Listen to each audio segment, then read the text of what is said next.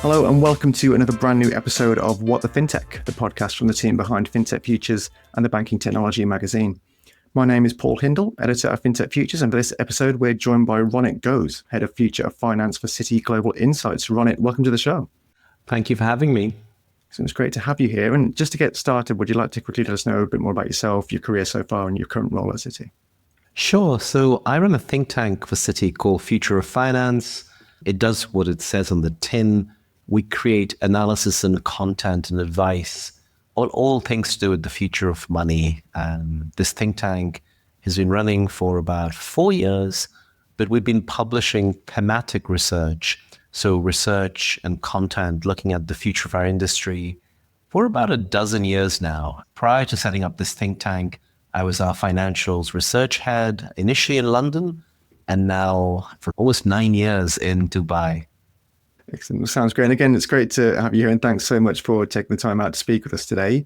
So on the show this week, we'll be diving into the rise of agentic AI in financial services and how this new evolution of AI technology could revolutionize financial services and help shape the future of banking.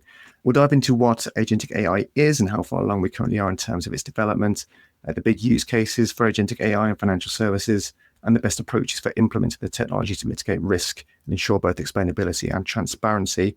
And we'll also dive into the key takeaways from Citi's latest report on the topic as well, titled Agentic AI, Finance and the Do-It-For-Me Economy. So to start off then, Ronit, can you give us a quick explainer on agentic AI and what it is that we mean when we talk about AI agents?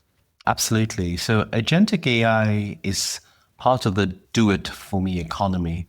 So this is AI that can take action either autonomously or semi-autonomously. AI, that's software or machines that imitate human behavior, human thought, human action, that's AI. Gen AI is software that can create words, video, text, and agentic AI puts all of this into action. It's the action bit. Obviously, I've just mentioned the recent report released by Citi as well. What were the key takeaways from that? And what are the key trends that you're seeing from the wider industry at the moment when it comes to agentic AI? So agentic AI, we believe, is going to become a big thing over the next 2 to 3 years. We're still very much in the science project / marketing and hype part of the phase. But just what we've seen with Gen AI over the last 2-3 years, we'll have a similar journey. So Gen AI, November 2022, hits the consumer world. We obviously have a hype cycle in 23, and by 24, you're beginning to see it go into production. And probably something similar for agentic AI. Right now in 2025, you're going to see a lot of science projects, proof of concepts, particularly in financial services. And then in 2026 or 2027, you see this go into production. Anything that has a workflow, anything that has repetitive processes or semi-repetitive processes, agentic AI will be able to transform. The more regulated those processes are, the slower the transformation will happen. Now, we're still very early in this phase, and one of the value adds of the report, as we were pulling the report together in December of this past year and January of this year, I was telling my team, and in a way, this was AI in action. In December, I downloaded, using a Stanford model that was freely available online, I downloaded a report, a 10-page report on agents and AI created by the Stanford model. And I sent it to my research team and said, listen, I can create this in 5 minutes or less online. We need to find something for our report to have resonance or even a reason to exist. We need to have incrementally new things in the report. And what we did with the report, and it was based on, we spent most of December talking to 20 plus founders, maybe 25 founders of companies from all over the world, from California, from Silicon Valley to Japan. And we also spoke to some of the execs from the big techs and the hyperscalers, the NVIDIAs, Microsofts. And we were just asking them, hey, what are you building? And a lot of the report is literally itemizing, analyzing just what is being built in different parts of, whether it's in KYC and onboarding, corporate treasury and payments, wealth advisory.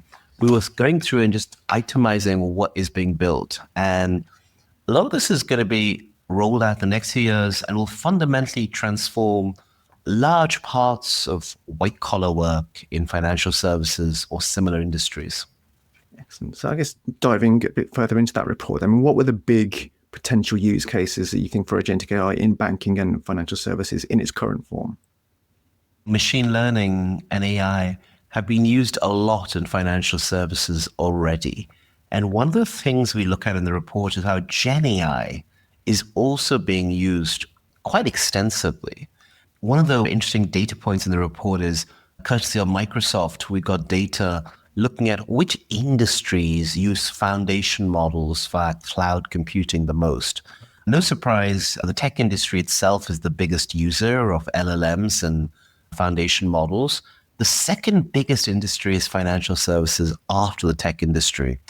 And a lot of money, a lot of resources being thrown by finance at AI. Now, within agentic AI specifically, one sort of area that's going to see inevitable adoption is going to be, like with every new technology, bad actors, illicit actors, they adopt technology very fast because they have incentives to do that, fat profit margins, excessive returns. And you're going to see bad actors adopt agentic AI because right now what's been happening is if you're running a fintech or a bank or anything finance related, you're constantly getting attacked online. So cybersecurity is a big thing. But oftentimes these attacks are quite low level. They might be repetitive, they might involve bots, or they might be individual humans, but they're not industrialized in the way that they're gonna become. Agents are a combination of Gen AI and agentic AI is gonna allow bad actors to bombard us constantly at a scale which will be n to the power of where we are today. Now, that means if you're a fintech or a bank or an FS, you're going to have to employ agents, our own agents, if you like, good agents, to fight the bad agents. Now, we've seen some of this at a very simple level in the internet already. More than half of all internet traffic is bots. Most of those bots are bad actors, not all. And it's over half of all internet traffic now is bots. And I'm sure if you spend time in crypto or crypto Twitter, it's way above half is bots. Now, what are these bots? These are simple pieces of software that follow rules. That means if I go online and I tweet something that triggers a rule, the bot tweets me back. And then if I'm unaware it's a bot, I could get into a conversation with the bot thinking I'm talking to a human. And there are some very funny examples of people actually having fights with online bots, not realizing they're talking to software, not a human. And so that's already happening. These are bots, advanced bots, bots that can learn, bots that can iterate. That's an agent. And that's all kind of imminent and is coming. And of course, if you're running, say, a very big fintech or a very big international bank, you're going to get state level illicit actors using agents to try to attack you. Now, what does this mean? One is just the sheer volume can be overwhelming.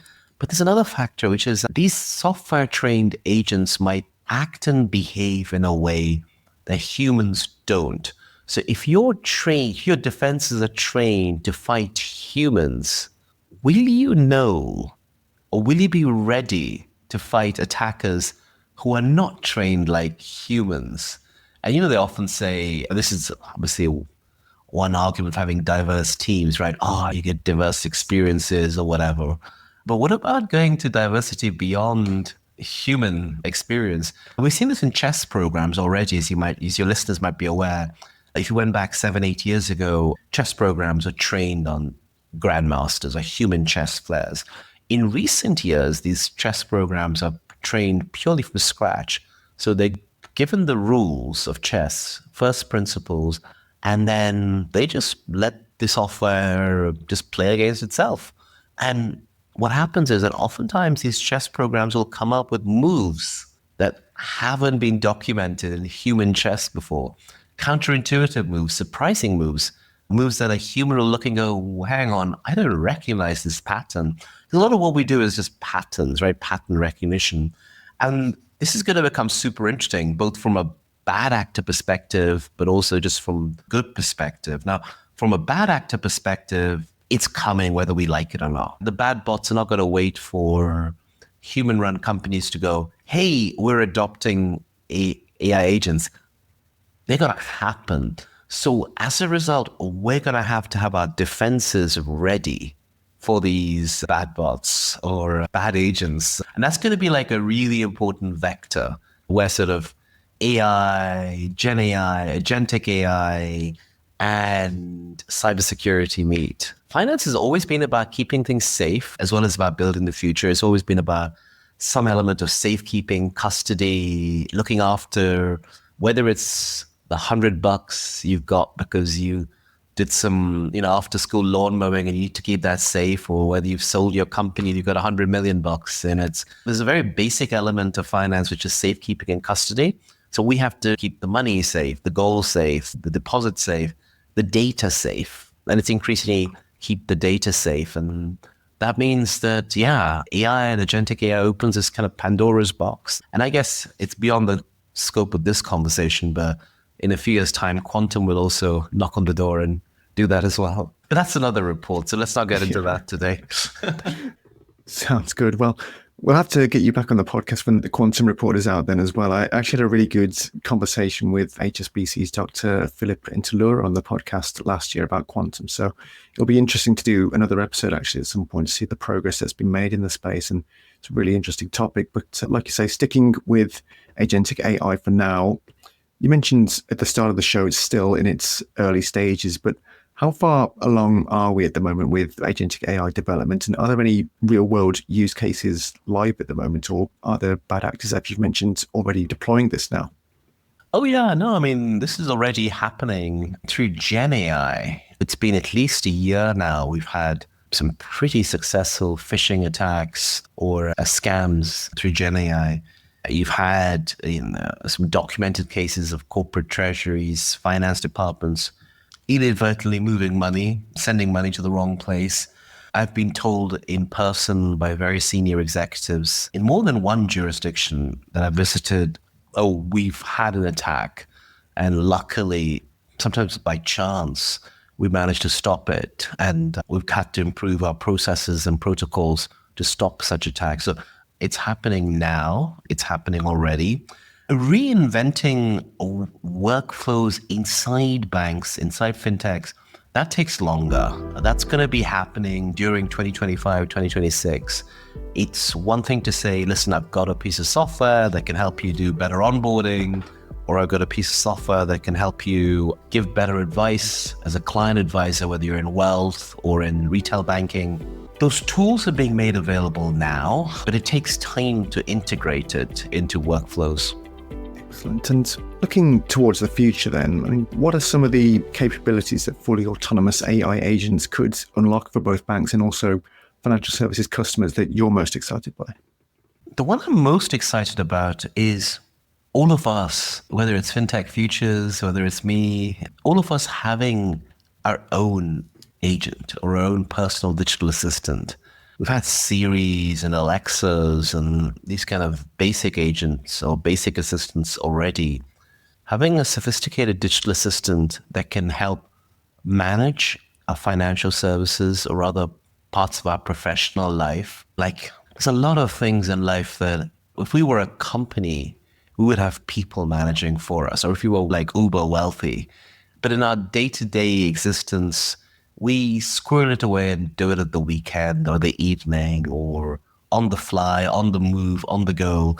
And we probably don't spend enough time focused on what we're doing and optimizing. I'll give you an example. Most of us will have credit cards, savings accounts, maybe investment accounts. Some of us will have mortgages. And we just don't want to spend our weekends thinking about, I'm coming off my 2-year fixed and my 3-year fixed. What do I do next? If you're lucky enough to have a mortgage broker or a mortgage advisor, they'll call us a couple of months before we come off our fixed product rate and they go, hey, Ronit, I've got the answer for you. And you go, thanks, John, just do it for me. And then they do it for you if you're lucky enough to have the money. But I hope they're taking the the best decision on our behalf, but do we know that they are? And then there's a vast majority of people who don't have that luxury of having the mortgage broker. They're just getting bombarded with calls by people who are pushing product. And that's the sad reality of most of life. We all need to make money. We all need to make a commission or whatever it is, or our salaries. So we're in the sales business. Unless we're very lucky and have a lot of money, we don't have people looking out for us. And we write about this in the report, the idea of having your own personal digital Jarvis. So Jarvis, if you've binge watched as many Iron Man movies as I have, Jarvis is the digital assistant, and it actually comes from the Iron Man cartoons. This idea of a human butler, or Batman has one, right? And billionaires have them in movies and in real life. But the idea of having one like that for us, irrespective of whether we've got, £1,000 in our NatWest account or £10,000 in our Chase account, or 100 million in our Coutts account, it almost won't matter, because we'll be able to, and I know democratize is a terrible word, and it's really one of my icky words. I can't, whenever, particularly in fintech, we always go, democratize. But actually this does democratize or broaden access to a level of service that you'd need to have a lot of money. So that's what I'm most excited about, that the combination of AI, Gen AI, agentic AI, will be able to give individuals their own personal Jarvis. So we'll log on, and I don't know if it will be Apple, or it'll be our bank, or our building society, or our credit union, or some friendly mutual, or whatever, or some other brand that we trust. And they'll say, hey, your mortgage is coming due in 3 months. Here are 2 or 3 products that you might want to consider. Here's another out of left field option. I think this, but which one do you want me to go and explore? And we'd obviously either we'd give criteria to the model, or we'd talk to it as we say, this is actually, no, I'd rather have a lower monthly outgoing right now. Or, you know what, I want certainty, and don't worry about it being the lowest monthly outgoing. And the agent will then solve for my requirements. Or the agent will say, hey, Ronit, you've got this insurance policy. Frankly, you don't need it in terms of this insurance cover you have, but this other insurance policy maybe is a better fit for your health requirements or whatever. And I think that's what most excites me. Giving more tailored advice. This is the holy grail, right? It has been the holy grail of fintech forever, the last 15 years. And AI can deliver it. Personalization, customization. Good news, the Paytech Awards 2025 deadline has been extended. You now have until the 28th of March 2025 to submit your nominations and secure your place among the industry's finest. Don't miss the final chance to showcase your achievements and be recognized as a leader in payments innovation. Head to informaconnect.com/paytech-awards and nominate before it's too late. And trust is obviously a key factor as well for customers when it comes to financial services providers that they choose. I mean, will fully autonomous AI agents, like you just mentioned there, ever fully gain the trust of customers, do you think, especially when it comes to managing their financial lives? There's a couple of layers to this. So there's AI agents will do sometimes basic things like your fridge is empty. An AI bot that'll maybe connected to my phone or some other wearable device will say, hey, Ronit, fridge is empty. Or the milk's about to run out. Actually, you should probably replace the milk. It's kind of past you. Do you want me to order it for you? The quick commerce, fast commerce now, I mean, everything is delivered, right, in 10, 15 minutes. So the fridge will say, I think you should order some more milk or bread or whatever. I've got a digital wallet, whatever it is. We can discuss that later, what the wallet should be. Do you want me to go ahead and do it? Or we could just pre-program it and say, when the milk runs out or the bread runs out, if it's less than £100, I don't need to be told. Or if it's less than £50, it's a bit like you have rules on contactless cards. You have to put the PIN in after a certain amount, whether it's 50 or £100. I can't remember what the number is. I guess it depends on your bank. But it could be the same, just like on a contactless card, the wallet that's attached. These AI agents will need some kind of digital wallet attached to it if it's doing commerce. And you just put a rule in and say, yeah, £50. If it's more than £50, and if it's doing more than like £50 every hour or something, it'll be like £50 every second. Before you know it, it's like a big number. But if it's more than £50 every hour, it's spending, they need to send you a message. And there needs to be some kind of authentication, whether it's a visual or a face ID or whatever. And we can take all the existing rules we have today and apply it. So you'll be able to give some discretion without having to say, oh my God, I trust it like you'd trust hopefully your spouse or your kids. There's a greater level of trust, or a business partner where you both have signing authority on the bank accounts. You'd have to go all the way to getting kind of married to your AI bot. You can have like lower level discretion, but there's a bigger question as to whose bot will it be? Because obviously in an ideal world, in some kind of utopian world, we all have our own bot. It'll be decentralized or whatever. But the practicality, the real world of the situation is that we're going to be faced with, do we go for I'm making this stuff up, so don't hold me to it, but am I using the Tesco bot? Because 25 years ago, I remember being told retailers, because in the 1990s, they were the trusted brand in the UK. Oh my God, that's 30 years ago now. In the mid-1990s, I was told that retailers are the most trusted brand in the UK, the Tesco's, the Sainsbury's. They're going to take over finance, Ronit. And I remember like the retail industry was like, yeah, like we have all your data. And they was just like that, a club card or something, mate. You have all your data. We know everything about you. We know that your girlfriend's pregnant before you do, or whatever the story is, that kind of stuff.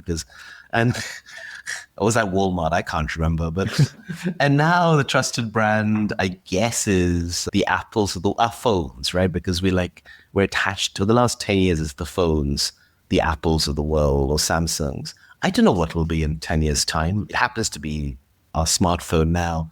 So maybe like we all use Apple Pay, we'll defer to Apple Pay. Or it could be like some kind of affinities play. If you look at FinTech, one of the reasons Monzo and Revolut became so successful, particularly the likes of the Monzos, was that kind of ability to build a brand, right? And that people were like, I put a lot of trust in this new brand. And initially it was obviously 20-something, 30-something clients. And now it's like almost anyone, given the number of clients they have in the UK. So if they came up with a bot, people might trust it more than most of the existing incumbent brands. I don't know. It'd be really interesting to see who we go for. Back in the day, you just said, maybe in our parents' generation, when I was younger, M&S was a very trusted brand, right? You could have an M&S bot. So it'll be really interesting to see how this plays out, because there are some brands who have, in certain moments in history, a greater kind of level of traction with their clients in terms of trust. And that changes rapidly. I guess for all these companies that are looking into AI at the moment, what would you say is the best approach for implementing agentic AI? And given how quickly the tech is evolving, is there ever that fear that by the time you finish developing a new product or something, the tech has already moved on, it's outdated before it even starts? Oh, absolutely. There's no one and done when it comes to agentic AI or any of this. So there are many ways of doing it. For big companies, one of the standard ways is the partnership model, where oftentimes you have a ventures unit and or an innovation unit. And sure, there's a bit of innovation theater, or a lot of innovation theater that can go on in these units, but they're a kind of very important starting point, because it allows a part of the organization to spend most of their time tinkering and experimenting and meeting people who are building on the frontier. So at Citi, at all big banks, we have these teams. They sit all over the world. There's in the business lines, in the markets division, there's a strategic investing team that sits in London, New York, elsewhere. There's a pan-franchise or a pan-firm team called Ventures out of San Francisco with outposts around the world. And they invest in a lot of these companies. One of the really exciting things about writing this report in December and January was we spoke to 35 people, and I don't know, about 20, 25, I'd say, were founders and entrepreneurs, many of whom were either Citi Ventures portfolio companies or strategic investing portfolio companies, or they were contacts of someone in those organizations. And we found it really interesting to talk to these companies, because they're like literally right now building and reinventing new workflows. How do we, instead of having humans do certain activities, how do we replace or augment humans with AI, or in some cases, replace? And the kind of interesting one is like, where do you draw the line between replace and augment? Normally, the simple answer is, if anything you're willing to offshore or outsource, outside your core organization, then maybe you've already reached a level of comfort that it's not mission critical, or it's sufficiently repetitive and not material that you're just looking at costs or efficiency. And if you're willing to have someone else's human outside your organization do it for you, why not have a piece of software do it for you, aka an AI agent? Now, it's impossible for any one organization to stay on top of all of these emerging trends. So definitely partnership / corporate venture investing way is one approach. Now, if you're running a smaller company or a younger company or a classic fintech rather than a big bank, you're going to have a different risk culture. You're going to have a different corporate culture. You're possibly going to have different regulatory requirements. Not all fintechs are banks. Banks have higher thresholds that they have to meet from regulators. And the big banks have lots and lots of regulators around the world. And whether sometimes you like it or not, it's non-negotiable. And then those rules, while they exist, have to be followed. Now, you can lobby to change the rules, but the rules have to be followed. If you're running a fintech sometimes, particularly if you're not a bank or you're not a systemic bank, you probably have a very different regulatory burden, regulatory requirements. So maybe you can take more risk. You can take, maybe your brand positioning allows you to take more risk because your clients are like, I use you, Mr. Mrs. Fintech, because I expect sometimes things to go wrong. Whereas when a bank goes down for a few minutes, that's a big issue. If a bank systems go down, and sadly sometimes they do because of their age and their complexity, but that's a big issue. It makes the BBC news, questions get asked sometimes on the floor of the House of Commons. If a blockchain goes down, like, no one's going to table emergency questions in the House of Commons and the blockchain's gone down, right? Because you're just willing to take a greater risk tolerance. So I think what I'm waffling is for a lot of fintechs or new emerging finance models, like in the blockchain or crypto world, the users are often more willing to accept failure, and that makes it easier to innovate. So a lot of the innovation inevitably comes from the margin. It's like Airbnb didn't come out of the hotel industry, right? Netflix didn't come out of the existing video rental industry or cable streaming industry. These things came out of new, like, left field.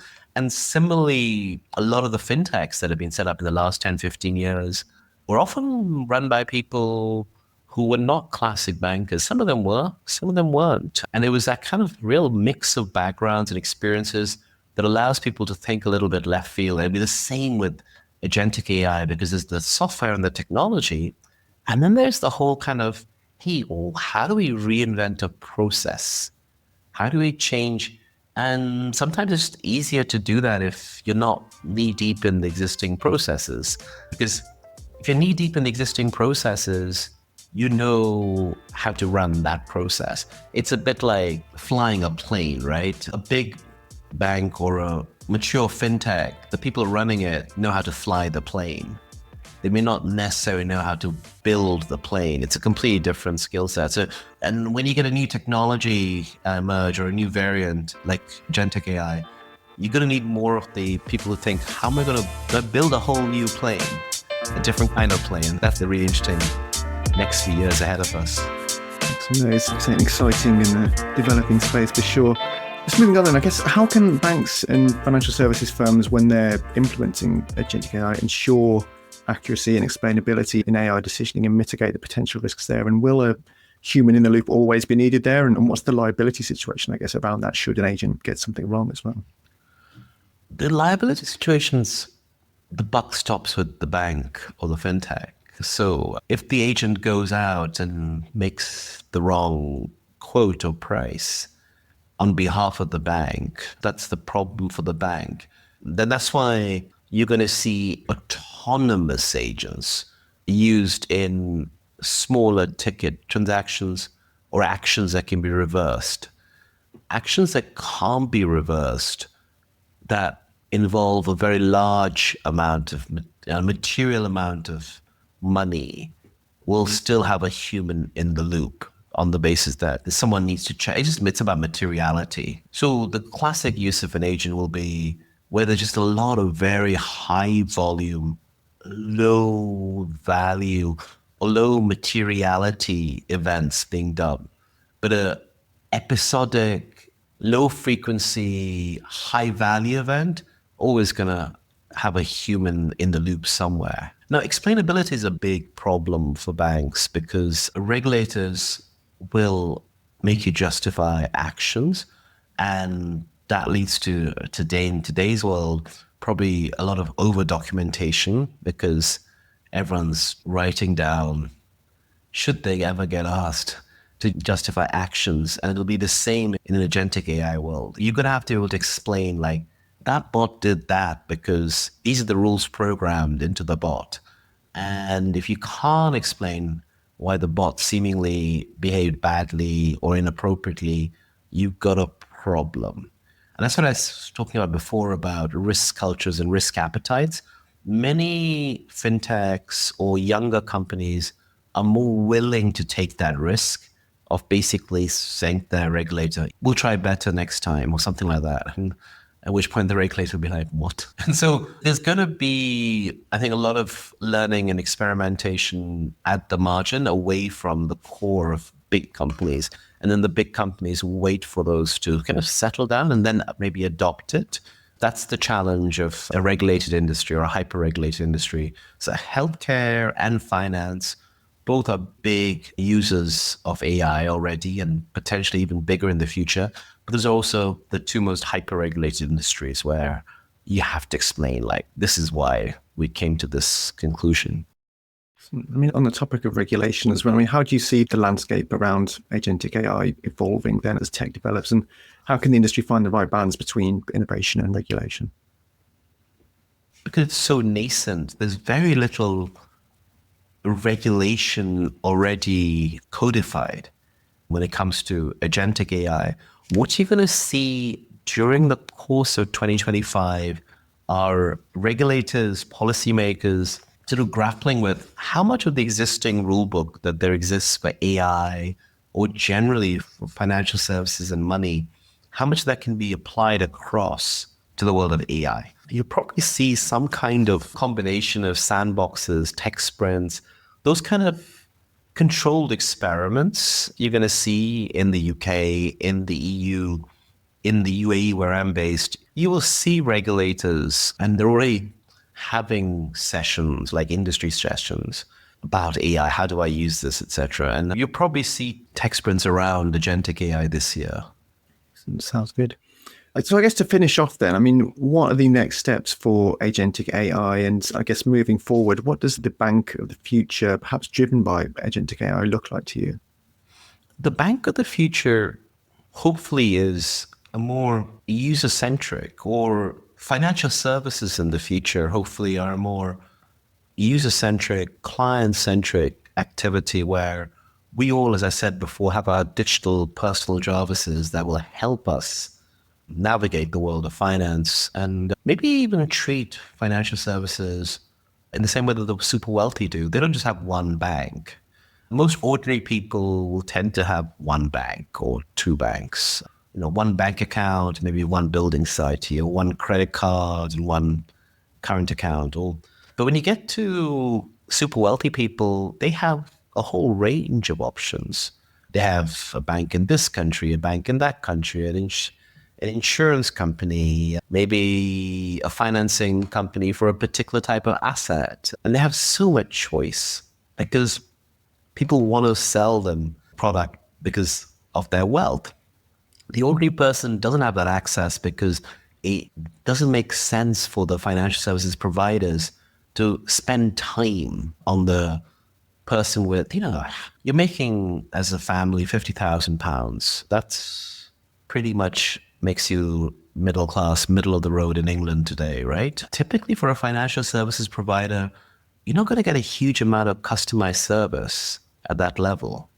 But if we could have the kind of choice and service that the £500,000 person has at £50,000, and that AI can help deliver that, then truly all those terrible buzzwords that we use in fintech about democratization and doing something good for the client will actually work out.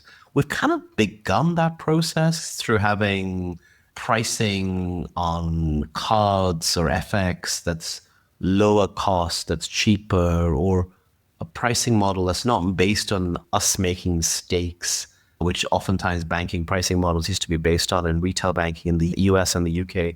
It's based on, no, we're going to give you a cheaper service because our cost to serve, our cost to build, our cost to produce will be much lower because we're a technology first company, aka FinTech. But the next stage of that development is not just giving you a couple of products cheaper or a nice, shiny, warm, fuzzy card, like that was the trend 10 years ago. It'll be like saying, hey, you don't have a huge amount of money today, but you need to start saving. You're 35. In 20 years' time, when you're 55, it's too late. Let's start giving you, we've tried this robo-advisory stuff. It never really took off, but let's try PFM 2.0. Let's see if we can give you customized investment solutions at ticket sizes that you can afford and make it worthwhile, that when you're 55 and you have more money, you've already got a nest egg built up. If AI can help us deliver on those kind of promises, that would be like a really positive kind of ending. So it's a lot of, actually, we've had PFM, we've had robo-advisory, but they've kind of been the first iteration. I think AI can give us second, third versions of those products and make them much better for the client. That's what I'm hoping comes out of all of this in the next 10 years.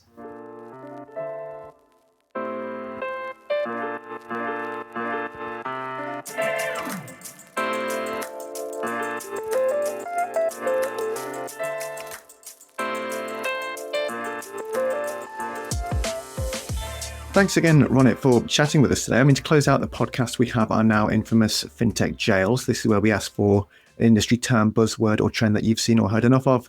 Or, of course, you can advocate to free one of the previously incarcerated terms. So what would your selection be for this week? So I actually want to break someone out of industry jail. And the term I want to break out is the metaverse. And let me explain why. The metaverse as a VR-only thing got overhyped about 3 years ago, I think, if I get my dates correct. And we all kind of began laughing about the idea that we'd have these big devices strapped to our heads. And in fact, if you walk around London with a big device, you're going to get robbed anyway. I mean, you won't make it very far from your house. But that's not what the metaverse is. The metaverse, and this is where AI comes back into the frame. The combination of AI and hybrid reality, not virtual reality, but hybrid reality, is going to become a big trend. 10 years ago, 15 years ago, we didn't do Zoom calls. We didn't do these kind of conversations with like this, literally this podcast we're doing with technology that 15 years ago, we'd have to go into some fancy studio. You in the UK, me in the UAE, we'd both sit in like two ends of a really fancy studio, and then this would all be recorded and taped. We can do this on our desktops now. The next iteration is going to be, I will have avatars, I will have virtual me's, virtual Ronits that'll be able to have conversations or do presentations. Why do I need to go to, I don't know, whether it's Saudi Arabia or Tokyo for a conference? I'll send virtual Ronit. It'll come down Star Trek style, it'll be me, right? It'll be high fidelity and the content will be me. And it'll be better than watching me on a screen. It'll be me in 3D. That's coming. Or, I mean, look at it today. This whole thing about virtual companions, virtual boyfriends and girlfriends. And often we have online friends that we rarely interact with in person, but those are real relationships. I mean, these are real people, by the way.